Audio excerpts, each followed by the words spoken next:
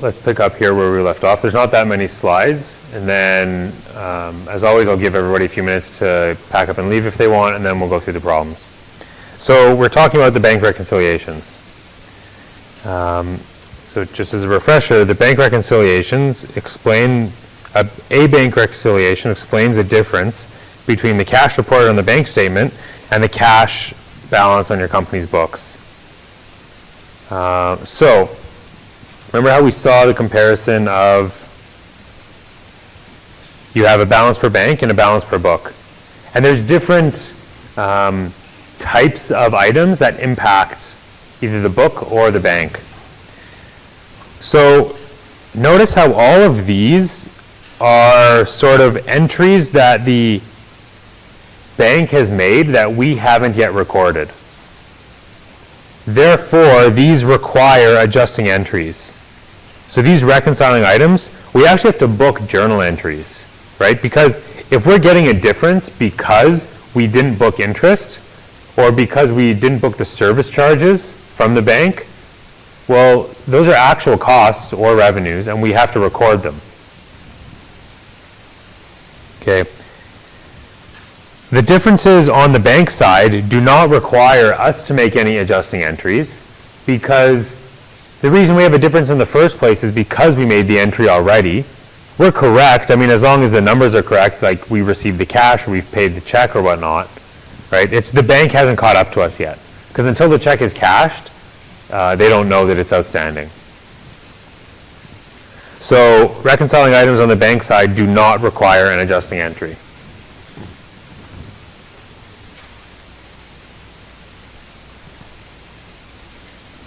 So here's an example. Prepare a July 31st bank reconciliation statement and the resulting journal entries for ePhone. The July 31st bank statement indicated a cash balance of $96.10. The cash ledger account on that date shows a balance of $74.30. So there's a difference here. What is that, $21.80? So the question is, well, what's the actual cash number? Right, like which is correct and why are these different? And so this is why the bank reconciliation is a good control, because it forces you to look at the bank statement and understand why there's differences, right? If someone stole 2,100, I mean, let's say the accounts were reversed. Let's say the bank statement showed 74.30, but our books showed 96.10. If someone stole $2,180 and didn't book a journal entry for it, because why would they book a journal entry if they're stealing the money? We would uncover it pretty quickly, because we'd see, oh, this cash was withdrawn or never deposited or something happened to it. And it would tip us off right away as to, okay, well, who was working that day or who had control over the cash that night or whatnot. So this is why bank reconciliations are a very useful tool. So additional information necessary for the reconciliation is shown on the next page. So again, without information, who's to know where the difference is coming from, right? So you have a few pieces of information here. Outstanding checks total $24.17. These are checks which have been sent to suppliers but not yet cashed. So the books reflect the reduction in cash, right?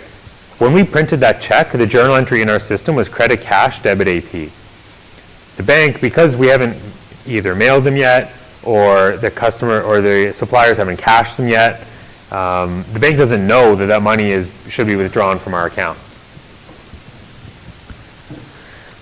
Number two, a $500 check mailed to the bank for a deposit had not reached the bank at the statement date. So again, if we received this check in the mail from a customer, we would have credited AR and debited cash for $500, and then we would have, let's say, mailed this check to the bank. It takes them a few days to receive it, a couple days to process it. They might not process it until August 1st, but this is July 31st, right? So again, our books are up to date. We've recorded this cash, but the bank is just behind us, right? The bank returned a customer's non-sufficient fund check for $225 received as payment of a trade receivable.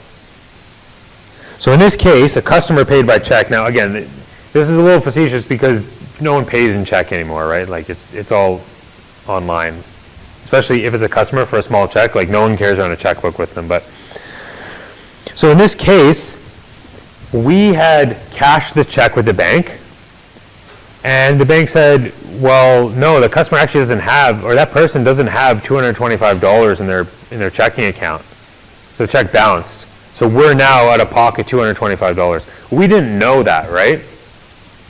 When we cashed the check, or when we received the check from the customer, our entry would have been debit cash credit AR, or debit cash credit revenue if they paid us right away. We didn't know that the check was faulty or was no good, right? Oops. So in this case, cash is overstated and AR is understated. In fact, we now need to recognize the fact that we never received that cash. We have to credit cash and we have to debit the AR. That customer still owes us the money. Therefore, the books do not reflect the reduction in cash what the bank does. The bank will never have given us that money. We thought we had it, but we don't. So we need to make an adjustment to our books. Okay. Number 4, the bank statement showed $30 of interest earned on the bank balance for the month of July. We'll presume that we never booked the adjusting entry for interest income. So again, that's something we need to do to reconcile the books. Debit cash, credit, interest income, or interest revenue. A check for supplies cleared the bank for $268, but was erroneously recorded in our books at $240. So that's just human error. So in this case, cash in our books is overstated by $28. Well, how do we get that? We thought the entry was debit supplies $240, credit cash $240. It was actually debit supplies $268, credit cash $268. The expenses are also understated, right?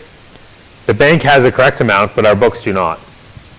So we need to book, either we can cancel this entry and book this entry, or we can just book another entry for $28. And here's an example of an error. A $486 deposit by this other company, Acme Company, was erroneously credited to our account by the bank. The bank might still show that amount on our books or on our account as at the end of July, but we know that money doesn't belong to us. And so on August 1st, the bank might reverse it. So we don't need to adjust anything. So notice how we have two sections here. We have an ending bank balance section, and then we have an ending book balance section. And then we have correct cash. Notice how in both cases, the correct cash balances are the same. We actually have $72.07 in cash. How we get there is completely different. We start with what the bank shows us, and we know that the bank balance should be $500 higher because of that check that's in transit that's in mail. But we know that they're going to take $486 out for that bank error, and we know that as soon as our customers cash those checks of $24.17, our bank balance is going to be reduced. So we would expect if the bank had gotten all these checks in time, and if they hadn't made the error, the balance would be $72.07. Now let's start with the books. Again, notice how the starting book balance is $74.30, and the starting bank balance is $96.10. Okay, interest. We never recorded that interest income. That's already in the bank's $96.10. So we need to book an entry, debit cash, credit, interest revenue for $30. Recording error. Remember we made a human error. We typed $240 instead of $268. So we should have $28 less cash. And the third is this non-sufficient funds check. That customer still owes us the $225. Notice how these entries, or rather these reconciling items, 4, 5, and 3, all result in booking an entry. 2, 6, and 1 don't require an entry in our books because this deposit in transit, we've already recognized that as cash. These outstanding checks, we've already recognized that as a reduction in cash. The bank error, we're not going to recognize because we know it's an error and it's going to be reversed. Transactions 4, 5, and 3, we know we need to record these, right? These are things that we missed. So based on the bank reconciliation, these are the entries needed to adjust the cash account. Entry 1, debit cash, credit interest revenue. And then looks like they sort of lump the other entries together. So they lumped these entries together, 5 and 3, the recording error and the NSF check. So we actually paid $28 more for supplies than we thought. So our supplies inventory increases. Now that could just as well be an expense, but in this case it's a supplies inventory. Our trade receivable, we have to increase the receivable because originally when we got the check in the mail from that customer, we thought, okay, they paid their account, great. But now we have to go back and say, well, they haven't paid their account because that check bounced. We don't have the money, the check's useless. And then we have to reduce cash. Cash on hand.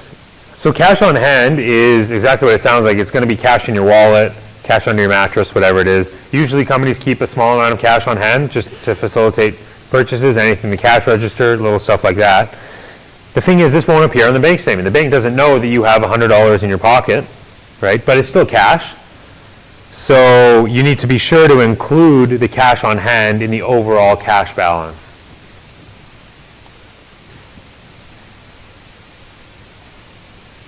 Okay, this is an appendix. This is going back to how we record the discounts and returns. So the first couple of slides of this lecture were there's credit card discounts, customers can make returns, you offer discounts to customers. So it's how do those journal entries look?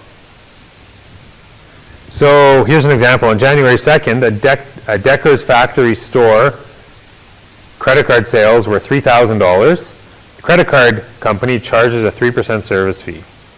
So what's happening there? We're still recognizing $3,000 as sales, but we're only getting $29.10 in cash. The credit card company at the end of the month is only going to send us a check or credit our account for $29.10. The difference is that credit card discounts. $90 is $3,000 at 3%. Notice how that's a contra revenue, but it's a debit balance, right? Which makes sense. Revenue's credit balance, contra revenue's debit balance. And it reduces net sales, okay, but we show it as a separate account.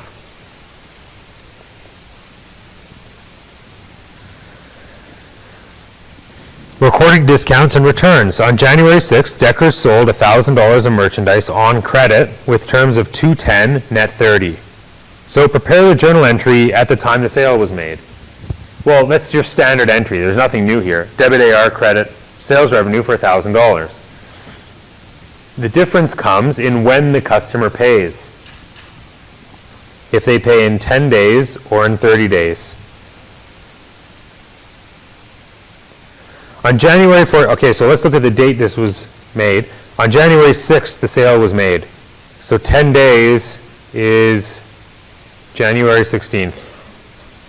On January 14th, Deckers receives the appropriate payment from the customer for the January 6th sale. Well, because they're within the 10-day period, we give them a 2% discount. $20, which is $1,000 at 2%.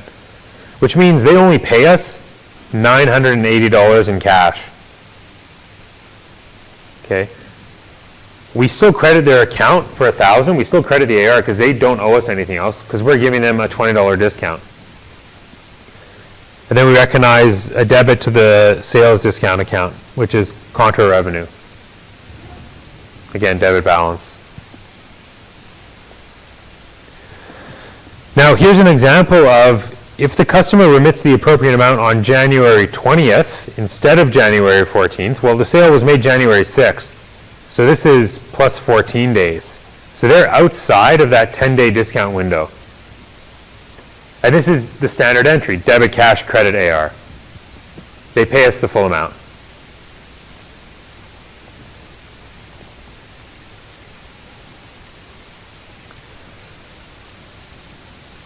Recording discounts or returns. On January 8th, before paying their bill, the customer returns $500 of sandals originally purchased on account from Deckers.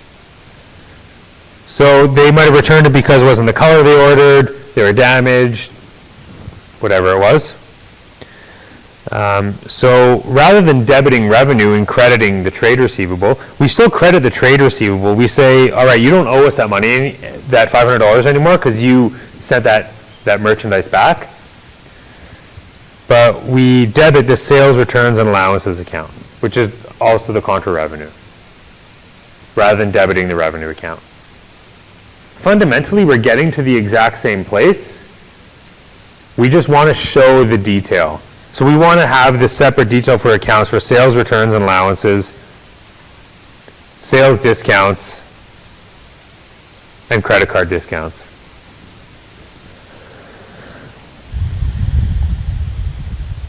And that's the end of chapter 7. So I'll give you guys 10 minutes to pack up if you don't want to stay, and then we'll go over some of the problems. Okay. One thing I do want to say about, and so I got a good question. Remember at the very beginning of this lecture here, let me just go back to the slide, where I showed we calculated 37% interest. You don't need to know how to do that. Okay, that was more just as an example to show what the impact is, but you will not need to know this. Ooh. Okay. So don't go studying this and trying to recalculate it yourselves. I mean, you can, but it won't be on the midterm. You will need to know how to calculate and book journal entries for bad debt under both methods, the percentage of credit sales and the aging of trade receivables. Okay. So whoever wants to stay